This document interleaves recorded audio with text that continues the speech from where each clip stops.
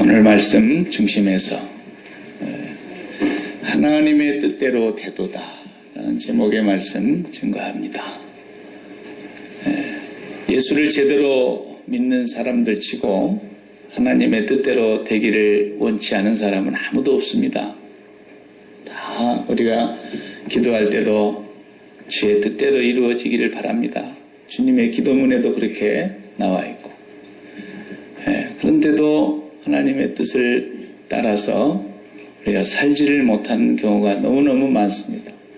왜 그런가 하면 말로는 아버지의 뜻이 이루어지기를 바랍니다. 하지만 이 마음 속에는 벌써 내가 다 기획을 해놓고 내가 내 뜻대로 되기를 바라는 소원 다 갖고 있고, 그러기 때문에 그 뜻대로 되기를 바라는 그 마음이 먼저 없어져야 되는데, 그것을 붙들고 있는 한은 우리가 아버지 뜻대로 살기가 얼마나 어려운지 몰라요.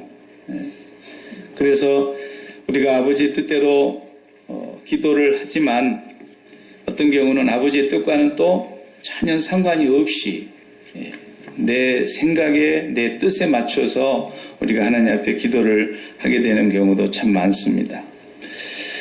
저는 어릴 적에 여러분도 그런 경험이 있을 거예요. 동리에서 바람개비 만들어 가지고 나무 길다란 가지 끄트머리에다가 바람개비 꽂아서 온 동네를 그냥 개처럼 막 뛰어다니면서 바람개비 날리고 그런 때가 있었더랬어요. 얼마나 재밌는지 시간 가는 줄도 모르고 바람개비 막 이렇게 하면서 누구 바람개비가 더 잘 도냐, 더 세게 도냐, 크냐 막 그러면서 뛰어다녔더랬어요. 그런데 또 그런 바람개비도 있는가 하면 우리 90번 타고 스포켄 방향으로 가다 보면 콜롬비아 강 나오기 전에 왼쪽 편에 산등성이에 바람개비 얼마나 많이 세워져 있습니까? 그 높은 기둥의 꼭대기에 그 바람개비를 다 이렇게 날개에 3개짜리 그렇게 거기다 달아놓고 거기서 이제 바람이 불면 그게 돈단 말이에요. 가만히 있어요. 그러면 움직이도 1mm도 앞으로도 안 가고 뒤로도 안 가고 항상 그 자리에 서 있는데 바람이 와가지고 그걸 돌리면 거기서 엄청난 전기가 이제 만들어지는 것입니다. 미국은 그런 데가 더러 많이 있잖아요. LA 가보신 분들은 아시지만 팜스프링에 가면 북쪽에 팜스프링은 정말 관광지와 같이 아름다운 도시고 휴양지고 좋은 빌라들을 많이 지어놓고서 부자들 사는데 그 북쪽으로 올라가면 우리 야키마와 같은 사막입니다. 참 넓은 사막에 풀 한 폭이 없는 그곳에 완전히 숲을 이뤘어요. 어떤 숲이냐면 그 풍력 발전기가 수천 기가 거기 있어요. 그래서 거기에서 만들어낸 전기를 가지고 한 도시가 쓰고도 남을 만큼 100만 가구가 쓸 수 있는 전기가 만들어진다 그럽니다. 그러니까 그 어마어마한 풍력 발전기들이 제자리에 가만히 움직이지 않고 서 있는데도 바람이 불어와가지고 엄청난 일을 해내는 거예요. 바람개비라도 2가지가 있는 겁니다. 내가 들고 그 어린 시절에 막 달려갔던 그런 바람개비가 있는가 하면 가만히 있어도 하나 세우는데 굉장히 돈이 많이 든다죠. 하나 세우는데 1밀리언이 더 듭니다. 돈은 많이 들어요. 그렇지만 그게 오래도록 거기서 이제 바람을 맞으면서 전기를 만들어내 주니까 그만큼 가치가 있는 것이죠. 중동의 사막 땅에는 기름이 숨어 있어서 그 기름 원유를 파내서 부자가 되지만 미국은 그 팜스프링 같은 데 기름 한 방울 안 나도 거기에 그 사막 땅이 지금은 엄청난 보화의 땅이 됐어요. 그래 우리 삶이 예수 믿는 자의 삶이 바람개비의 삶인데 내가 들고 막 뛰어다니는 삶이 아니고 가만히 있는 것 같은데 바람이 불어와가지고 그 전기를 생산해내는 것 같은 그런 삶이 기독교인의 삶이에요. 세상 사람들의 삶은 내가 바람개비 들고 막 달려가는 거예요. 카네기 말대로 바람이 불지 않으면 들고 뛰라는 거예요. 예. 가만히 있으면 안 돌잖아요. 그러니까 내가 막 달리면서 바람을 일으켜서 돌리라는 거죠. 세상은 그렇게 살으라고 얘기하지만 성경을 보면 하나님의 백성들은 세상하고 그런 것도 달라요. 그러니까 예수님께서 뭐라 그랬어요? 내가 이제 간다. 너도 가만히 있어. 여기 어디 딴 데 돌아다니지 말고 예루살렘도 떠나지 말고 아버지가 약속하신 것이 올 때까지 기다려라 그랬어요. 그래서 하늘에서 바람이 불기 시작했어요. 바람 같은 성령이, 불 같은 성령이 하늘 바람을 타고 거기에 내려오니까 그때 하나님께서 그 역사를 일으키신 거예요.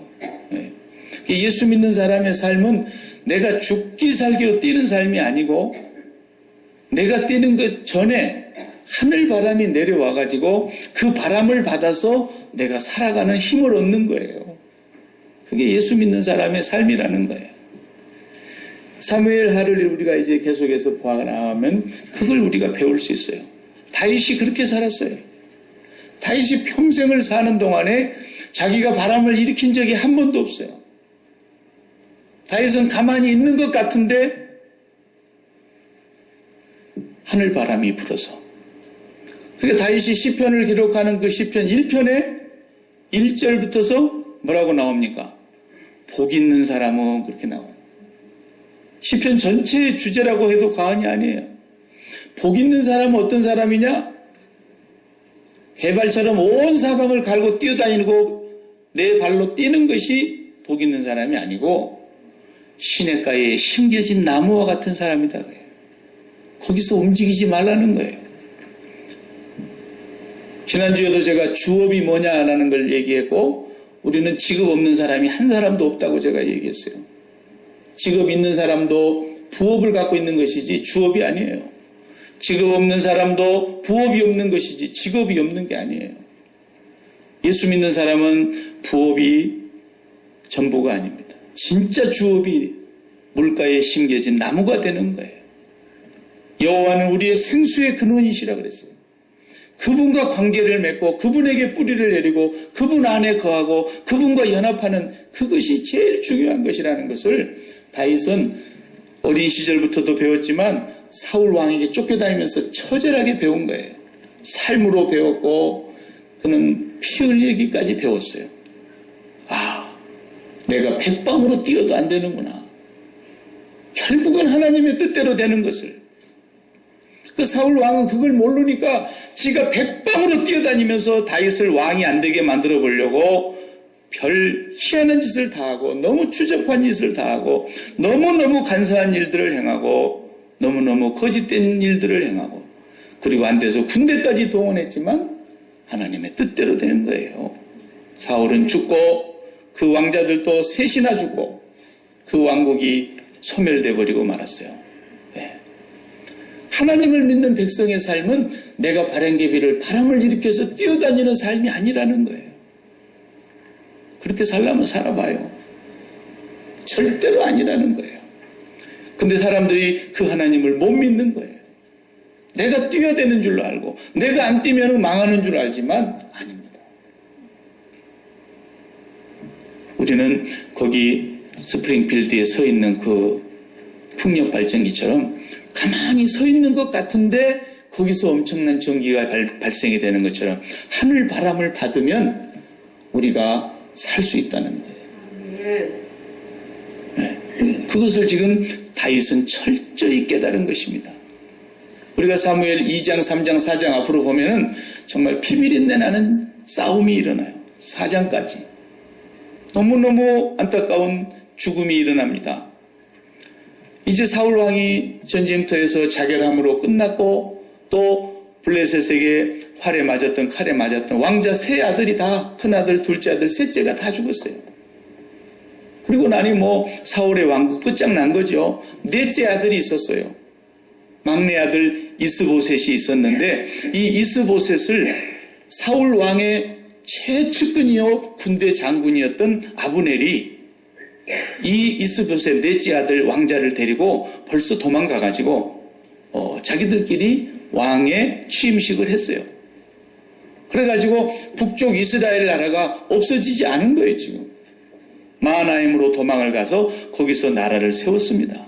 그리고 왕을 추대했습니다. 이스보셋이 왕인 거예요. 사울 왕의 4번째 왕자.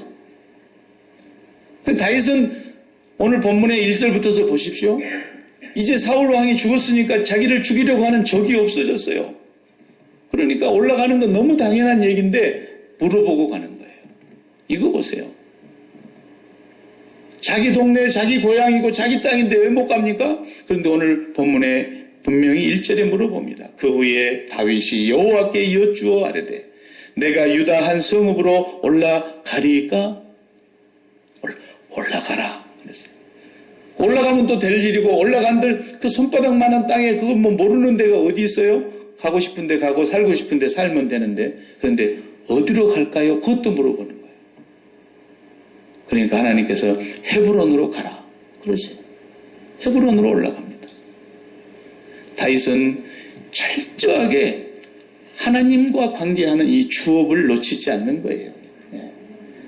다윗의 일생을 우리가 다 봐도 그 생애 가운데 한두 번은 이런 실수를 한 적이 있었어요. 주업을 놓친 거예요. 그때는 굉장히 큰 시련을 당했어요. 그게 다윗의 생애 40년 왕의 노릇을 하는 동안에 크게 2번이 있어요. 그 외에는 다윗은 다시 그 실수를 반복하지 않고 철저하게 하늘 바람을 의지해서 움직이는 바람개비처럼 살았다라는 거예요.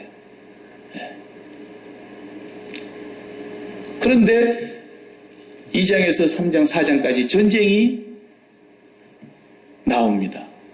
그러지 않았겠습니까? 쿠데타를 일으켜도 요즘 같은 세상에도 대통령을 몰아내려고 그러면 뭐 군인이 쿠데타를 한다든지 야당에서 어디 뭐 군인들과 손잡아가지고 어떻게 한다든지 뭐 이런 일이 있어야 되지 않아요? 지금 터키도 난리가 아니지 않습니까? 예. 좀 있으면 여기 밑에도 석유 많이 났던 나라 지금 이 남미도 지금 거지 나라가 돼가지고 있는 그 어디입니까? 예? 베네수엘라도 지금 아마 뒤집어질지 모르겠어요. 그 난리를 겪어야 한 정부가 뒤집어지는 거예요. 엄청난 사람이 죽어야 돼요. 정말 프랑스의 그런 무혈혁명 같은 그런 일들은 요즘은 없어요. 거의 다 피 흘려서 하는 거예요. 우리나라도 쿠데타를 일으킨 사람들이 피 안 흘리고 됐습니까? 박정희 대통령도 피 흘려가지고 했어요. 4.19가 왜 생겼습니까? 5.16이 왜 생겼습니까? 5.18이 왜 생겼습니까? 우리나라도 보면은 대통령들이 다 쿠데타한 거예요. 그래가지고 많은 사람들, 예멘 사람들 죽었어요. 그리고 여기 지금 다윗의 나라도 그런 일들이 지금 벌어지고 있어요. 사울 왕이 죽으니까 아브넬은 다윗이 2번째 임금이 된다는 걸 알고 있었어요. 사울 왕의 군대 장군이지만 자기 주께서 잘못하고 있다는 걸 안 사람이에요. 하나님의 뜻이 아니라는 걸 알면서도 거기 그대로 빌붙어서 계속 살고 있다가 사울 왕이 이제 죽게 되고 전쟁에서 패하고 나니까 멀리 도망가가지고 4번째 왕자를 데리고 나라를 세워봅니다만은 2장에 가서 보면 나와요. 3장에 가서 보면 나와요. 아브넬이 알았어요. 결국은 다윗에게로 갈 것이라는 거. 그러는데도 하나님의 뜻인 줄 알면서도 순종하지를 않는 거예요. 그리고 그것 때문에 비참하게 망하고 죽는 거예요.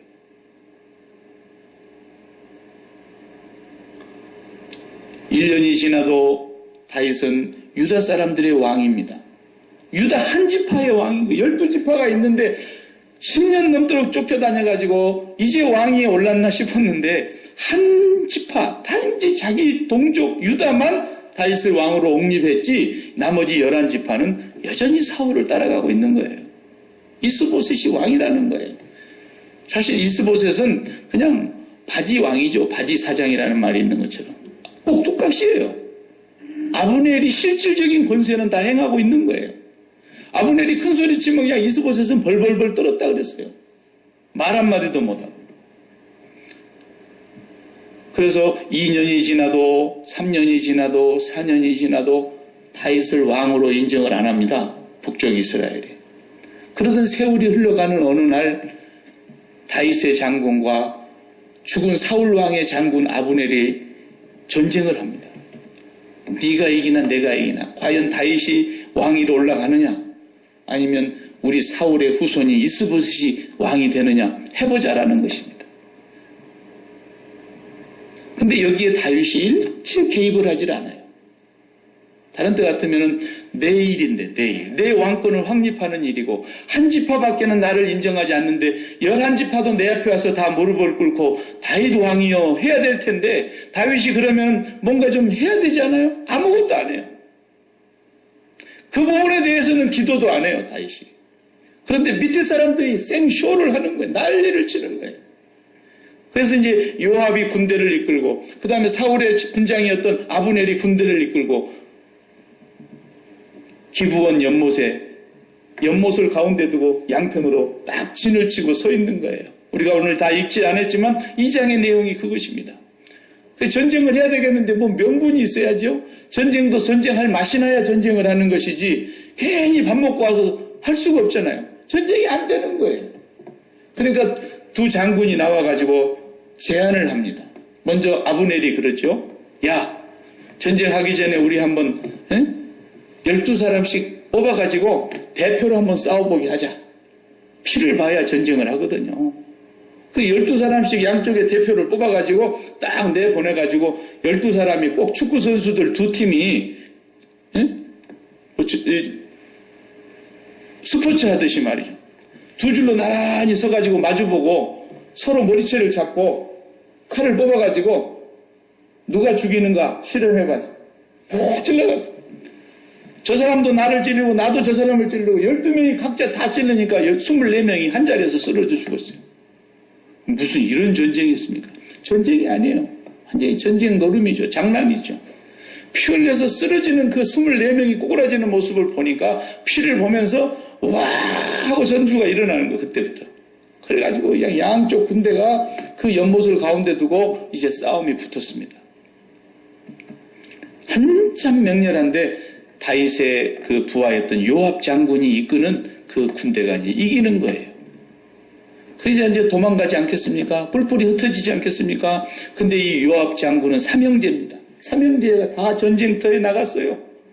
요압이 맨 선두에서 지휘를 하고 동생 누구예요? 아비새. 이제 성경을 좀 읽어오셔야 돼요. 다음 본문이 3장이니까. 그 다음 세 번째 막내 동생이 아사헬. 그런데 아사헬은 들로루처럼 발이 빠르다 그랬어요. 너무 달리기를 잘해. 그러니까 이 아사헬 이 막내 동생이 내가 저 아브넬 장군을 잡아 죽이리라. 그리고는 사울의 장군이었던 그 아브넬을 끝까지 쫓아가는 거예요.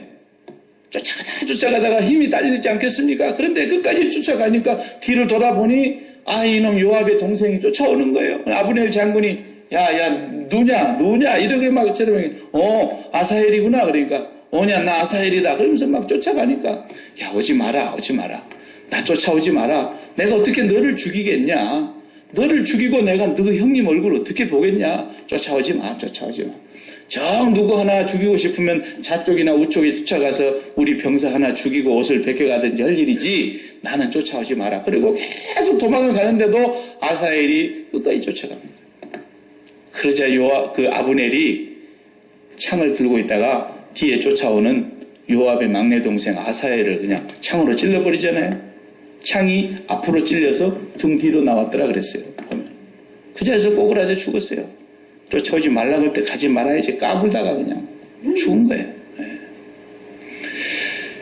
그런 일이 벌어지고 그 다음에 요압은 자기 동생이 죽는 걸 보고 자기 바로 밑에 동생 아비새하고 끝까지 쫓아갑니다. 자기 동생을 죽이고 갔으니까 저놈을 죽이고야 말겠다. 그리고는 끝까지 쫓아가는데 어느 지역에 가서 이제는 딱 숨었어요. 그리고 딱 진을 치고 버티고 있는 거예요. 그래서 오늘 날이 새도록까지 한번 누가 이기나 해보자. 그래가지고 그걸 잡아 죽이려고 그러는데 저쪽에서 먼저 그만 싸우자. 아브넬이 싸우지 말자고 정전 협의하자. 그래가지고 얘기를 하니까 요압이 그래 그만 싸우자. 네가 그 말 안 했더라면 내가 우리 사람들 보내가지고 내일 새벽까지 너희들 쫓아가서 너를 반드시 추적해서 잡으려고 그랬는데 네가 그 말 하니까 나도 그만 싸우려한다. 그러고 헤어졌습니다. 거기까지가 오늘 2장이에요. 근데 그것이 그걸로 끝나면 좋은데 안 끝나요. 앞으로 계속해서 피비린내 나는, 결국은 요압이 아브넬을 죽여버립니다. 또 이스보셋이 이스라엘 왕이 되어 있는데 이스보셋은 그냥 암살당해 죽어버립니다. 일들이 계속 벌어지면서 다윗은 가만히 있는 거예요. 다윗이 웬만하면 자기 일이니까 기도를 좀 한다든지 전쟁터에 나가나 본다든지 아니면 전쟁터에서 자기가 진두지휘를 한다든지 이래야 되는데 다윗은 이 문제를 놓고 생각이 없는 사람처럼 가만히 있어요. 나중에 요압이 사울의 군대 장관 아브넬을 죽여버렸다는 얘기를 들으니까 이제는 이스라엘이 힘이 없어졌어요. 또 조금 있다가 그 왕으로 잠깐 세웠던 사울의 네 번째 왕자 이스보셋도 누가 죽여버렸어요. 가서. 그런 얘기를 다윗이 듣습니다. 다윗이 들으면은 이제 됐다. 이제까지는 우리 동족이 유다 조그마한 손바닥만한 지파 요것만 나를 왕으로 인정하는데 저 11지파가 이제는 내 무릎 앞으로 다 들어오겠구나.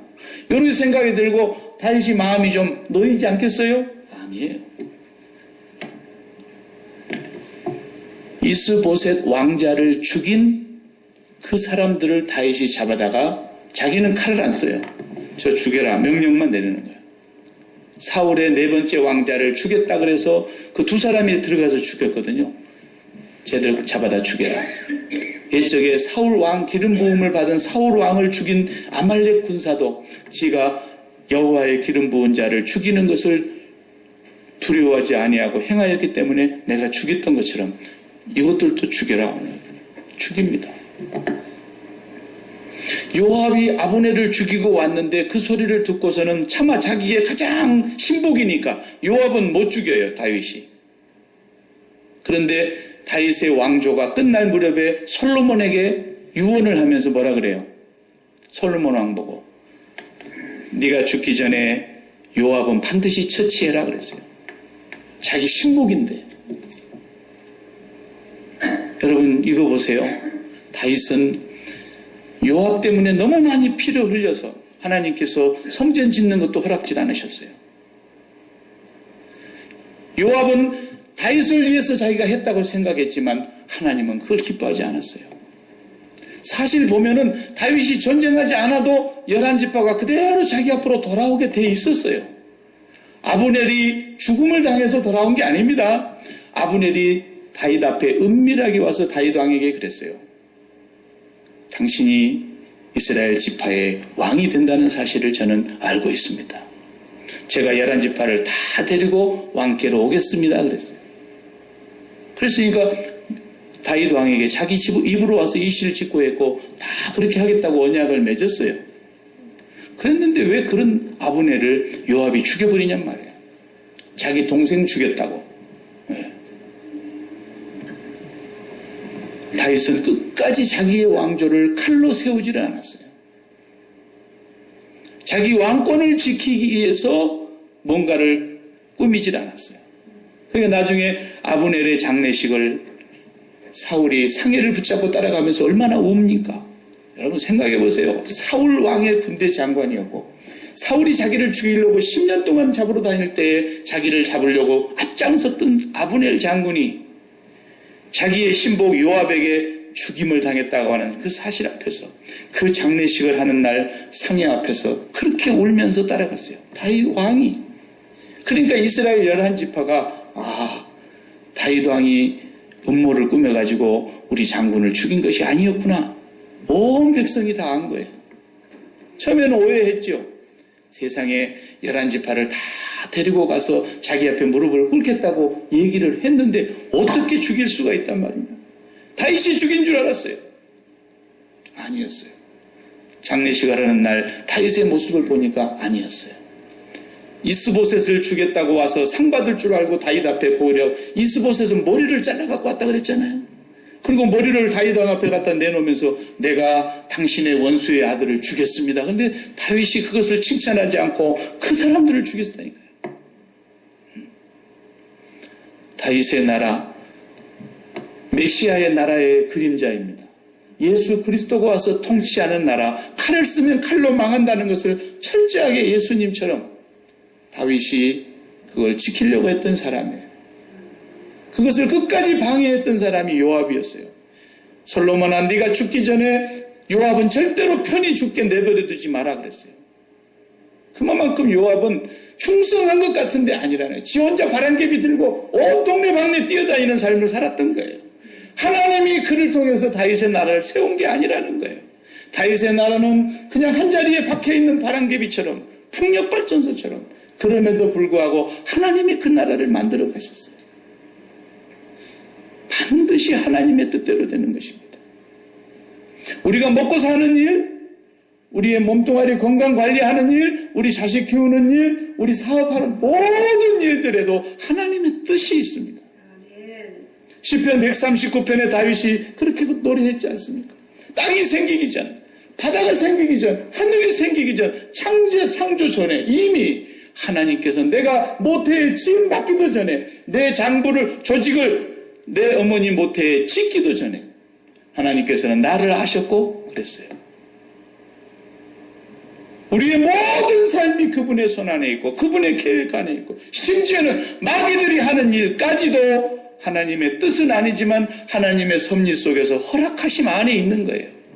하나님이 허락지 아니하면 마귀도 꼼짝 못해요. 믿지 아니하는 사람들까지도 하나님의 뜻은 아니지만 하나님의 섭리와 그 큰 뜻의 테두리 안에 다 있는 거예요. 그렇기 때문에 부자가 되고 안 믿는 사람도 대통령이 되고 하나님을 업신여기는 사람도 대통령이 될 수는 있어요. 그러나 그것은 요한계시록에서 말하는 음녀의 바벨론 왕국인 것이에요. 그 영원히 심판을 받을 바벨론 나라인 거예요. 그러나 우리 성도들에게 있어서는 하나님의 뜻이 한 가지도, 머리털 하나라도 희고 검게 할 수 없다고 이렇게 내가 설교를 하니까 어린애들이 있는데요. 그러더라고요. 요즘은 물들이고 탈색도 하니까. 머리털까지도 세심받으신 하나님께서는 참새 한 마리가 떨어져 죽는 것도 하나님의 허락하심 속에서 되어지는 것처럼 하늘 아버지의 백성들의 모든 삶은 그분의 뜻 안에 있는 거예요. 그래서 그 뜻대로 되는 것입니다. 그 뜻대로 되는 것이 성경에서 말하는 형통이라는 것입니다. 사람들은 형통이라는 말을 좋아하고 많이 쓰는데 무슨 일을 만나든지 만사형통 그러니까 전부 다 자기 돈에 물대듯 아전인수격으로 내 소원, 내 생각대로 되면은 형통인 줄 알지만 아닙니다. 하나님의 뜻대로 되는 것만 형통이라는 말을 쓰는 것입니다. 모든 만사가 하나님의 뜻대로 되도다. 다윗은 그것을 철저하게 배운 거예요. 저와 여러분의 삶이 하나님의 뜻대로 가는 삶이 되려면, 하나님의 뜻대로 사는 삶이 되려면 한 가지만 잘하면 된다 그랬잖아요. 주업만 잘하면 되는 거예요. 주업만. 제가 외국에 나와서 최초로 이제 느낀 거, 운전하고 다니면서 느낀 것이 뭐였냐면, 우리 고국과 다른 것이, 가장 다른 것이 고속도로 타는데 돈을 안 내서 좋더라고요. 네. 캐나다에 처음에 들어갔는데 캐나다의 BC주의 주정부 수도가 빅토리아 섬입니다. 밴쿠버 아일랜드. 거기 빅토리아가 이제 주정부 수도인데 거기에 1번이 시작됩니다. 거기서부터 고속도로가 1번 고속도로가. 그래가지고 저 대서양 끝에 있는 섬 노바스코샤 거기에 1번 도로가 끝이 납니다. 돈 한 푼 안 내고 동쪽에서 서쪽 끝까지 가게 돼요. 또 미국에 오니까 고속도로 타는데 돈 안 받더라고. 얼마나 좋아요. 네. 5번 타고 LA까지 가는데 돈 내라는 사람이 한 명도 없어요. 경찰만 안 걸리면 되는 거예요. 네. 우리나라는 가봐요, 여러분. 이렇게 살다 오시기 때문에 알잖아요. 국도 타는 데는 돈 내라는 데 간 것도 없지만 고속도로로 들어가려고 그러면 모든 사람들이 톨게이트를 지나가야 됩니다. 거기 들어가서 표를 하나 뽑아가지고 마지막 나가는 자리에서 또 돈 계산을 해야 차가 나가게 돼 있어요. 지금은 이제 그것도 안 하더라고요. 차에다가 그냥 가라지 문 도 스위치 하나 이렇게 달고 다니는 것처럼 기계 하나만 차에다 붙이고 다니면 쉥쉥 지나가도 통장에서 알아서 빼가니까 이제는 어쨌든. 근데 방식은 똑같아요. 고속도로를 들어가려고 하면 한국은 반드시 톨게이트를 통과해야 돼요. 거기 통과 안 하고 고속도로 못 들어갑니다. 우리는 그렇지 않잖아요. 어느 동네에서든지 고속도로 보이면 어디로 진입하는가만 찾으면 어디나 우리는 들어갈 수 있잖아요. 이것이 하나님의 뜻대로 사는 삶과 내 뜻대로 사는 삶의 차이인 거예요. 한국식이 하나님의 뜻대로 사는 삶으로 한다면 비유가 맞아요. 그 톨게이트는 하나님이세요. 톨게이트는 하나님이라면 고속도로는 내가 가야 될 하나님의 뜻이에요. 그 톨게이트만 통과하면 그 고속도로를 무한 달릴 수 있는 거예요. 하나님의 뜻대로. 그런데 반드시 거기에서 돈을 지불해야 됩니다. 돈 지불 안 하고는 안 되게 돼 있어요. 그 돈 지불하는 게 뭡니까? 구약에서 뭐라고 말한 거예요? 네 마음을 다하고 목숨을 다하고 힘과 뜻을 다하여 여호와를 사랑하라는 거예요. 마음을 나한테 다 내놓으라는 거예요. 마음을 나한테 다 바치라는 거예요. 그것만 지불하라는 거예요. 그걸 지불하면 톨게이트에 들어간 거예요. 지금. 그게 통행료입니다. 통행료. 마음이 없으면 하나님은 안 받습니다. 천만금을 가지고 와도 마음으로 하나님 앞에 드리지 않으면 안 됩니다. 단 일부를 드려도 마음으로 드리는 과부의 두 푼, 그것을 하나님이 받으셨습니다. 그러면 오늘 예수 그리스도 이후에 살아가는 우리들에게는 그 통행료가 뭡니까? 역시 하나님은 오늘도 통행료를 받지 않습니다. 왜? 그 통행료를 예수 그리스도께서 다 내셨기 때문에 그런 겁니다. 그래서 십자가에서 달리시면서 하신 말씀이 내가 다 갚았다. 텔라말로 텔레스타이, 내가 다 갚았다, 그런 뜻입니다. 그 말을 우리 성경에서는 다 이루었다 이렇게 번역했습니다. 내가 통행료 다 냈다라는 겁니다. 그래서 예수 그리스도의 십자가를 통과하면 모든 삶의 통행료가 끝난 겁니다. 그 십자가를 통과하면 하나님의 고속도로의 뜻에 올라타는 것입니다. 그래서 그 십자가에서 우리가 내 뜻이 죽어야 된다는 말을 하는 것입니다. 예수 그리스도와 함께 내 뜻과 내 생각과 내 기획과 내 소원이, 내 옛사람이, 정욕이 십자가에서 주님이 다 지불하시면서 죽으신 그 십자가가 바로 나의 십자가가 될 때, 그분의 그 죽음이 나의 죽음이 될 때 우리는 하나님의 뜻에 올라타게 돼 있는 거예요. 내 뜻을 그대로 품고 있으면서 하나님의 뜻이 이루어지기라는 건 절대로 불가능한 것입니다. 구약 성경을 보나 신약 성경을 보나 살았던 수많은 하나님의 사람들의 삶을 깊이 들여다보세요. 전부 다 통행료를 하나님 앞에 구약시대 사람들은 다 드렸어요. 모세 다 드렸어요. 모세가 자기가 발로 뛰면서 이리저리 뛰면서 오늘은 어느 쪽으로 가야 되겠는가 한번 먼저 사람을 보내봐가지고 길을 열어라.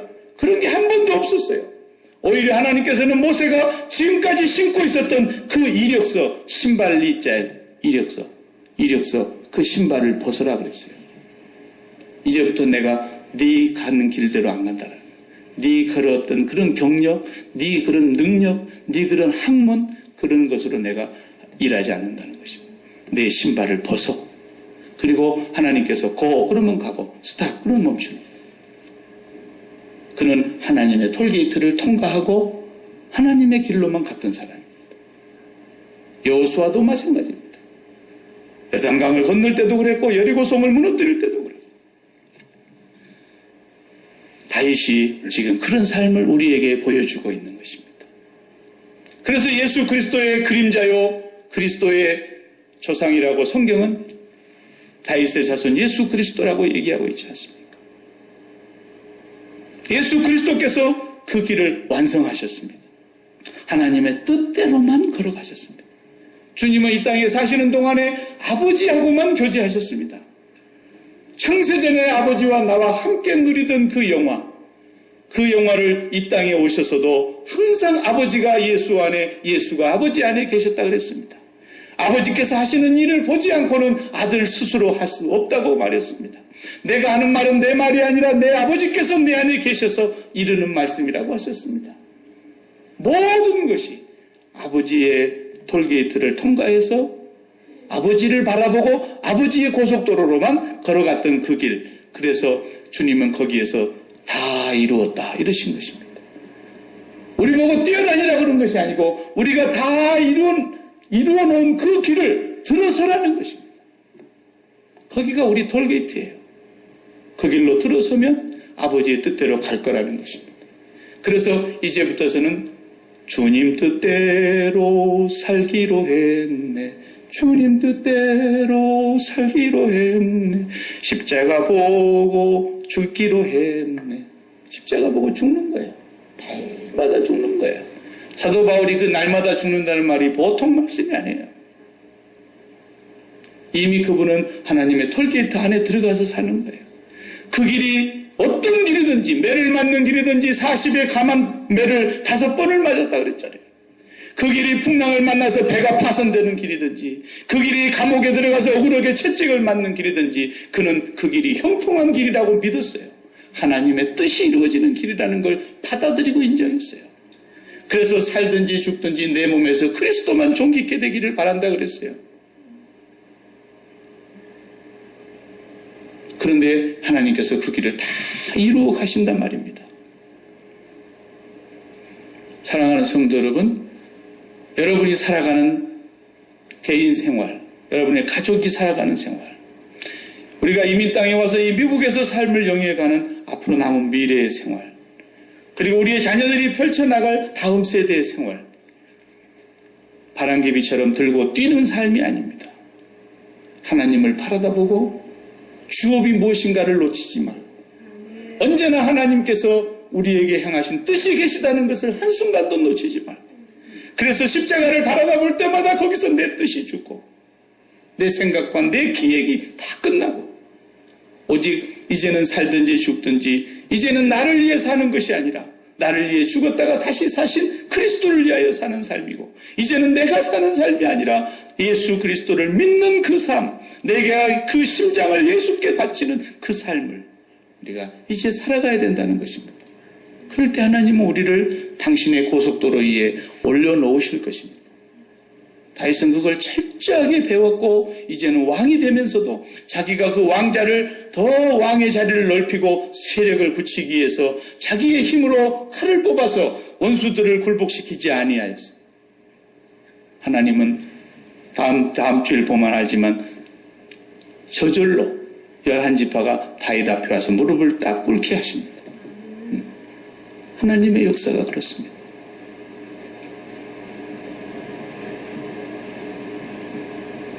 지금까지 살아왔던 우리의 삶을 한번 되돌아보시면서 사무엘 하에서 다윗을 통해서 하나님이 어떻게 당신의 뜻을 이루어 가시며 어떻게 다윗이 살았길래 내가 이새의 아들 다윗을 만나니 내 마음에 합한 자여 내 뜻을 다 이루게 하리라 하셨을까? 이걸 보시면서 여러분도 그렇게 이제 다윗과 함께 이 사무엘 하를 보면서 하나님과 함께 살아가는 삶. 나는 포도나무요 너희는 가지니 저가 내 안에 내가 저 안에 있으면 이 사람은 과실을 많이 맺을 것이요 너희가 나를 떠나서는 아무것도 할 수 없을 것이다. 그 말은 무슨 말이에요? 사실 주님 떠나도 엄청난 일을 할 수 있습니다. 그러나 그건 뭐라고요? 바벨론의 영광이요 다 허당이라는 것입니다. 하나님과는 아무런 상관이 없는 것이라는 것입니다. 이제부터는 우리가 고난을 당하든 시련을 만나든 내가 원하는 삶이 아니라 내가 바라는 소원이 이루어지지 않든 어떤 것과 상관없이 아버지의 뜻대로 되도다. 아버지의 뜻이 이루어지는 삶. 그 삶을 위해서 우리들이 십자가를 붙잡고 살아가야 될 것입니다. 기도하십시다. 하나님 아버지, 오늘도 다윗을 통해서 우리가 하나님과 함께하는 삶을 봅니다. 유다로 올라가리이까 어느 성으로 가리이까 한 발자국 한 발자국 내디딜 때마다 하나님과 함께하면서 하나님의 약속을 붙잡고 하나님 아버지만을 바라보고 움직여가는 다윗의 모습을 통해서 오늘 우리의 남은 삶을 다시 한번 재정비할 수 있게 하여 주시옵시고 이제라도 우리의 남은 뜻 하나님 앞에 온전히 십자가 앞에 내려놓고 아버지 하나님 그 뜻대로 살아갈 수 있도록 우리의 삶을 복되고 아름다운 길로 인도하여 주옵소서. 우리의 마음과 뜻을 다하여 주님의 십자가와 연합하며 살아갈 수 있게 하여 주옵소서. 예수 그리스도의 이름으로 기도하옵나이다. 아멘.